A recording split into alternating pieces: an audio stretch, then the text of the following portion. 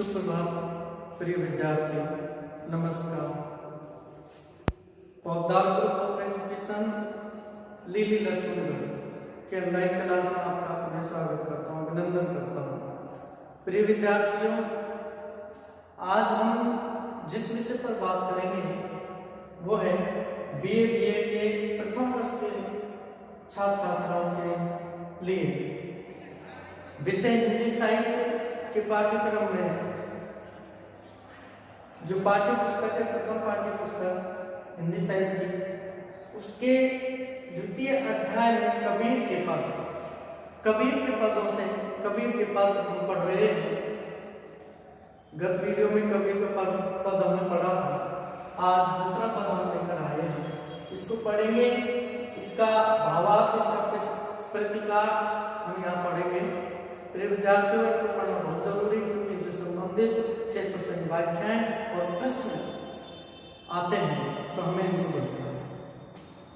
तो देखिए, सबसे पहले हम इसका पाठन इसको पढ़ेंगे। शेषवत बहुत ही लोक प्रचलित और प्रसिद्ध पद है।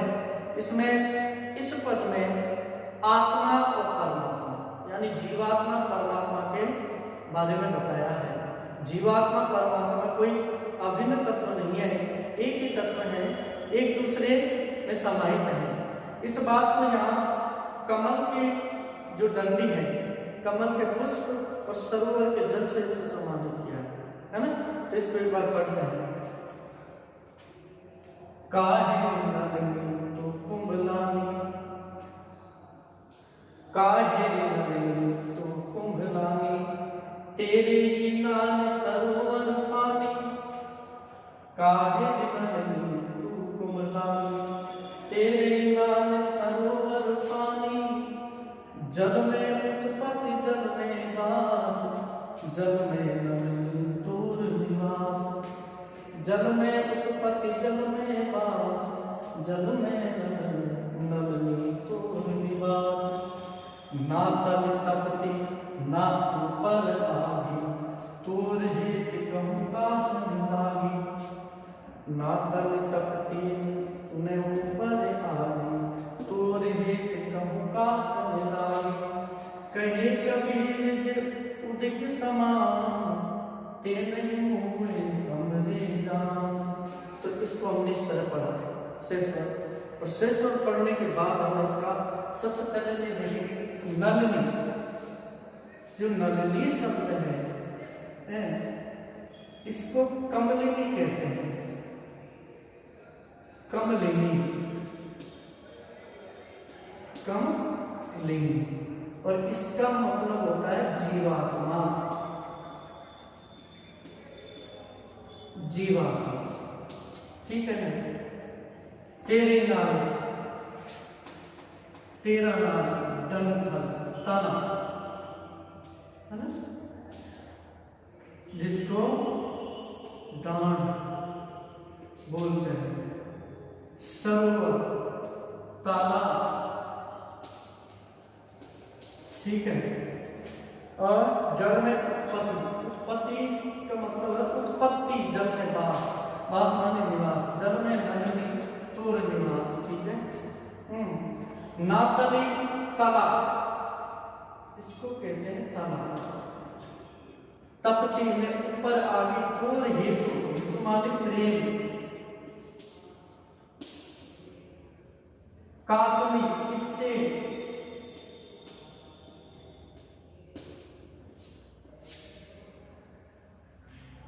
किससे। कहे कबीर जे उदिक, उदिक माने जल। समानते नहीं हुए, हुए माने मारना, ठीक है ना। इस तरह कठिन शब्दार्थों को यहाँ हमने लिख दिया है। और लिखने के बाद अब इसका हम पहले मुख्यार्थ करते हैं, मुख्यार्थ के बाद इसका प्रतिकार्थ करते हैं, ठीक है ना। काहे नलिनी तू कुमलानी, तेरे नाल सरोवर पानी।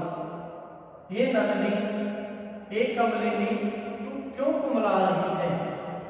हे कमलिनी तू क्यों कुमला रही है, तू क्यों कुमला रही है, तेरे नाल तेरा तना तो सरोवर में सदा पानी में ही रहता है, तेरे ही नाल सरोवर पानी, तेरा जो तना है, नाड़ है, डंठल है, उस सरोवर के पानी में सदा डूबता रहता है, फिर भी तेरे मुरझाने का क्या कारण है, तू क्यों मुरझा रही है, क्यों कुमला रही है, जबकि तेरा जो डंठल है वो सदा पानी में निवास करता है, फिर भी तू मुरझा रही है, क्यों, उसका कारण क्या है। जल में उत्पत्ति, तेरी उत्पत्ति इसी जल में होती है, जल में वास और तू इसी जल में निवास करती है। जल में नलिनी पूर्व निवास, यानी तेरी उत्पत्ति इसी जल में होती है, तू जल के मध्य में हमेशा रहती है, जल में निवास, ये नलिनी कमलिनी तू हमेशा जल में ही निवास करने वाली है, जल में तेरा निवास रहता है सदा, फिर भी तू क्यों कुमला रही है, तेरे कुमलाने का कारण क्या है।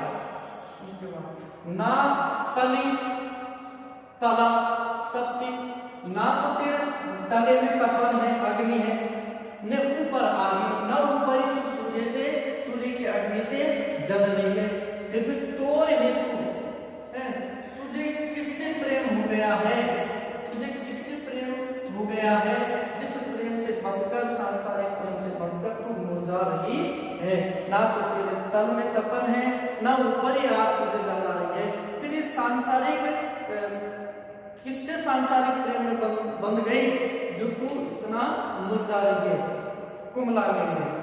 कहे कबीर जे उदिक समान, कबीरदास जी कहते हैं जो उदिक, जो जल के समान है, ते नहीं हुए हमरे जान, उनकी मृत्यु है, उनको मृत्यु से कभी नहीं घबराना चाहिए, जो जल के समान होते हैं उनको अपनी मृत्यु से नहीं घबराना चाहिए। तो देखिए प्यारे विद्यार्थियों, इसका मुख्यार्थ क्या हुआ कि कायरे नंदी तू कुमलानी तेरे नाल सरोवर पानी, हे नंदी हे कमलिनी तू क्यों कुमलाती है, जबकि तू सदा, तेरा जो तना है डंठल सदा पानी में रहता है, सरोवर में डूबा रहता है, जल में उत्पत्ति जल में वास, जल में नंदी तेरे निवास, तेरी उत्पत्ति जल में होती है, जल में तू खत्म हो जाती है और सदा तू जल में रहने वाली है, तो फिर क्या कारण है कि तू मुरझा जाती है। ना तेरी उत्पत्ति में ऊपर आगे, ना तो तेरे तले में ही तपन है, ना ऊपर किसी प्रकार की आग का तेज है जो तुझे जला रहा है, फिर तोर हेतु तुझे किस हेतु, यानी किससे प्रेम, इस संसार में किससे प्रेम हो गया है, जिसके प्रेम में तू इतने जली हुई है, कुमला हुई है।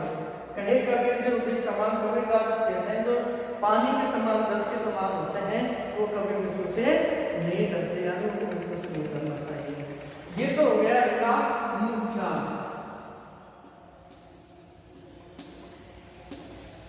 मुख्य। अब इसके बाद प्रतिकार, यानी सरोवर का पानी और कमलिनी को लेकर कबीरदास जी क्या प्रतीक रूप में समझाना चाहते हैं संसार को, लोगों को, वो क्या उद्देश्य देना चाहते हैं, उसके पीछे देखिए।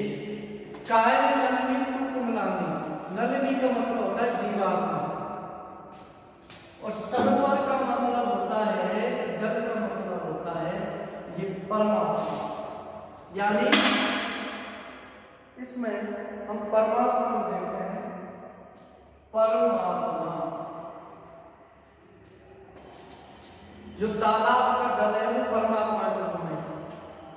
हे जीवात्मा तू क्यों कुमला रही है, हे जीवात्मा तू किस कारण से कुमला रही है, तेरे नाल सरोवर पानी, तू हमेशा परमात्मा के सानिध्य में रहती है, तेरा जो प्रकटीकरण परमात्मा से है, तू परमात्मा के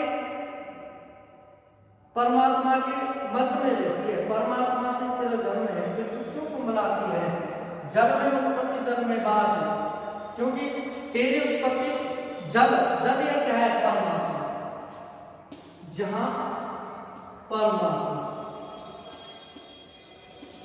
ये जल जो है परमात्मा, तेरी उत्पत्ति परमात्मा रूपी जल से हुई है, और तू उसी में बसती है, उसी में तेरा निवास है, जल में ही, क्योंकि तेरा उत्पत्ति और तेरा जो निवास है वो जल में ही रहता है, जल रूपी परमात्मा में रहता है।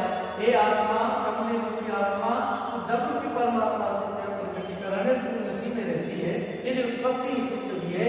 ना तली तप्ती ने ऊपर आगी, इस सांसारिक संसार में आकर यहाँ के जो विषय भोगों से ना तो तपती है, ना तो तप सकती है, ना ब्रह्मा के वियोग से है, ना तेरे ऊपर किसी प्रकार का संकट आ सकता है। तो और हेतु कछुकाश में लागी, तुझे यहाँ कौन सा विषय वासना है, कौन सी सांसारिक भोग है जिसके कारण तू बंधकर यहाँ दुखी और कष्टों से पीड़ित है। कहे कबीर जो उदित समान, कबीरदास जी कहते हैं जो परमात्मा और आत्मा को समान समझते हैं, जो आत्मा और परमात्मा को समान समझते, भिन्न नहीं समझते, वो उन्हें कभी मृत्यु का भय नहीं रहता, उन्हें मृत्यु का भय नहीं रहता। तो यही बात हमें कबीरदास जी समझाना चाहते हैं कि जो आत्मा परमात्मा है वो कभी भिन्न नहीं होती, एक ही होते हैं। उनकी उत्पत्ति, क्योंकि जन्म आत्मा का परमात्मा से होता है, मृत्यु पर परमात्मा में ही मिल जाती है। तो जो आत्मा परमात्मा को भिन्न नहीं समझते वो मृत्यु से कभी नहीं घबराते, क्योंकि हम भूल से भ्रम में पड़कर आत्मा जीवात्मा जो है वो परमात्मा से अपने आप को अलग समझ बैठती है। अलग समझ बैठने के कारण वो मृत्यु से भय खाने लगती है और संकटों से घिराने लगती है। इसी कारण जो आत्मा है वो संसार में दुखी रहती है, परेशान रहती है ना। तो इस जो पद का जो भाव है यही है। और इसी पद में हमने देखा, अब देखिए इसमें दो तीन बातें हैं। एक तो अन्योक्ति अलंकार, यानी पूरे पद में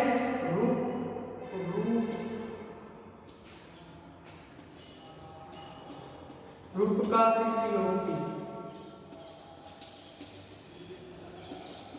अलंकार का प्रयोग हुआ है मुख्य रूप से, है ना। दूसरा है अनुप्रास और अन्योक्ति अलंकार, इन तीनों अलंकार का इसमें प्रयोग हुआ है। और जो नलिनी है, नलिनी वो है आत्मा, ठीक है ना। और जो जल है वो है परमात्मा।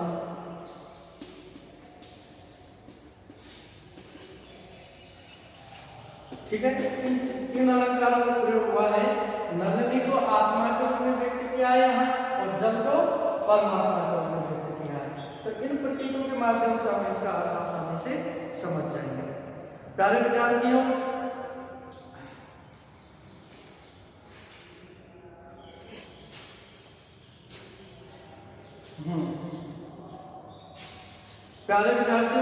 इसी तरह हम प्रत्येक पाठ के एक एक पद हम अध्ययन करेंगे, और अध्ययन करके उनका भावार्थ, उनका प्रतीकार्थ देखेंगे, तो हमें आसानी से ये जो पद है वो समझ में आ जाएंगे। और परीक्षाओं में जो बड़े जो प्रश्न हैं, इनसे संबंधित जो प्रश्न पूछे जाते हैं, इन पदों को पूछा जाता है, हम आसानी से हम उत्तर दे सकते हैं। क्योंकि उत्तर देना सबसे पहली बात यह है कि मुख्य शब्द होते हैं हिंदी विषय में, कि हमको किस जो कवि होते हैं, लेखक होते हैं, है ना, उनकी जो रचना है वो हमें पढ़ी होनी चाहिए हमारे। यानी अगर पद की बात देखें तो कोई भी कविता रचना है उसका विषय वस्तु हमारे दिमाग में होनी चाहिए, या गद्य में कोई है तो उसको हमें पढ़ा होना चाहिए, जिससे कि हम उसके बारे में प्रश्नों को उत्तर आसानी से दे सकते हैं।